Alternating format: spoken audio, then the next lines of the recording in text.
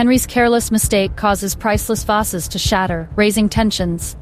As Stephen's hidden wealth comes into question, will the fallout expose his secrets or reveal Henry's deceit? Stephen wasn't fazed by the mess of porcelain shards on the floor.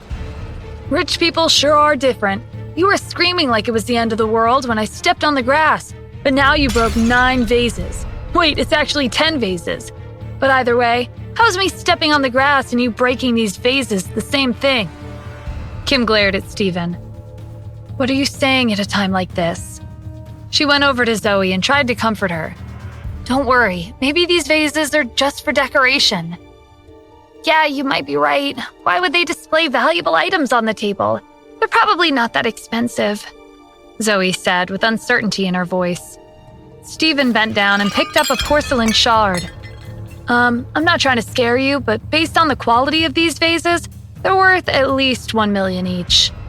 The elderly priest was fond of antiques, so Stephen learned a lot about them. Zoe started panicking. 1 million? There are 10 vases on the floor.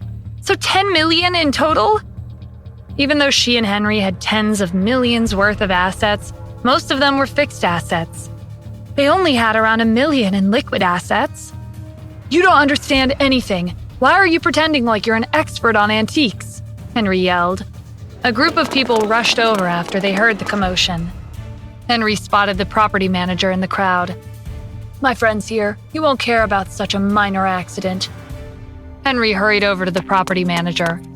I'm sorry to bother you. I accidentally broke something. Please, overlook it. I'll treat you to a drink next time. The property manager frowned when he saw the broken porcelain vases on the floor. Henry, what the hell are you talking about? Are you calling this breaking something? Do you even know what these are? They're priceless antiques. Each vase is worth at least 1 million. All of a sudden, Henry came up with an idea. He pointed at Stephen. This is all your fault. If you hadn't said all that nonsense about some mysterious person buying these villas, I wouldn't have been distracted. Zoe was quick to agree with him. Kim, this is your husband's fault. I must have been out of my mind. Why did I invite you two here? I don't care. You two will be paying the $10 million. Kim looked at Zoe in disbelief. She didn't expect this cousin of hers to shift the blame onto her and Stephen as a last resort. Stephen took out his phone and sent a message to Jack. After pocketing his phone, he took a step forward. They're right. I'm the one who broke these vases. Everyone was stunned by his unexpected confession. Henry and Zoe were so surprised that for a moment, they suspected that they didn't hear him correctly. Kim tugged Stephen's sleeve. Are you crazy? The property manager looked at Kim and Stephen like they were the solution to his predicament. If he couldn't resolve this mess, his position as the property manager would be in jeopardy. Since you've admitted to breaking these vases, then pay up. Otherwise, I'll have to visit the Cassidy group and ask them for compensation instead. What evidence do you have? They're the ones who broke the vases. This has nothing to do with me or my husband, Kim said. If Helen were to hear about this, she would never name her as the successor of the family. The property manager didn't care about the truth.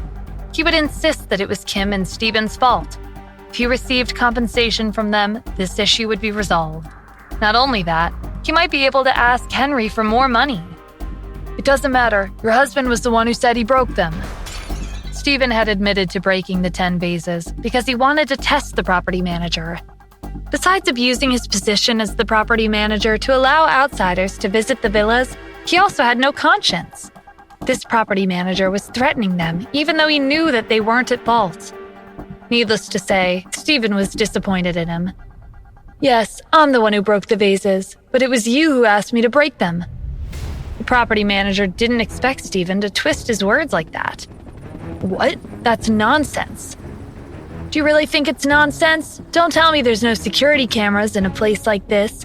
Why don't you check the security cameras A1408, B6502, and C9997? Everything will be clear once you watch the footage. Stephen was listing the security camera's serial numbers from the map that Jack had given him. The property manager's eyes widened. Those security cameras were top secret. Who are you? How do you know so much about the villa's layout? Just then, someone burst into the room. All you have to know is that he's someone you can't afford to offend. The property manager couldn't believe his eyes. This man was Kelvin Mills, the CEO of one of the top 5 real estate companies in the country. His company was responsible for the development of the villas, and his net worth was at least $100 billion. Why would someone as prominent as Kelvin come to this city? Kelvin was in a bad mood. He had come to Los Angeles to meet with Steven, but right after he stepped off the plane, he received a call from Jack. Kelvin didn't know Steven's identity, but someone who had the means to purchase all the villas in one day couldn't be ordinary. Moreover, from Jack's respectful tone, Steven most likely had some connections with the Grand Palace Master. Getting on Steven's bad side would spell the end for him and his real estate company. Kelvin strode over to the property manager and kicked his shin. "Hurry up and apologize to Mr. Adams." The property manager had no idea what was going on. Wasn't Steven the worthless son-in-law of the Cassidy family? Why would an accomplished CEO like Kelvin Mills address Steven as Mr. Adams? Kelvin didn't hesitate to kick the property manager again when he stood there like a deer in headlights. "You fool!" Kelvin hurried over to Steven and lowered his head. "Mr. Adams, I'm very sorry."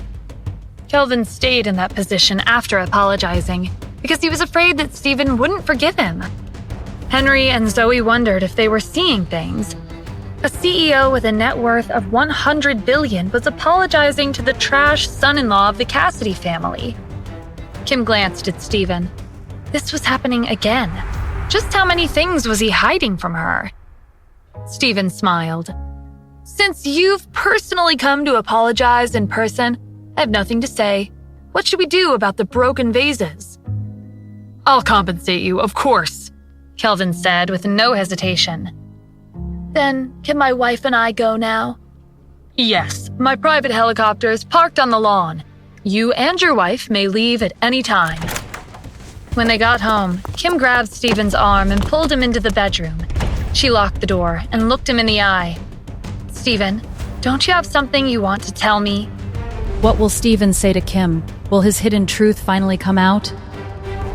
Hi, I'm Steven. Want to know my secrets? Then download the Pocket FM app and listen to the exciting episodes of Secret Succession now.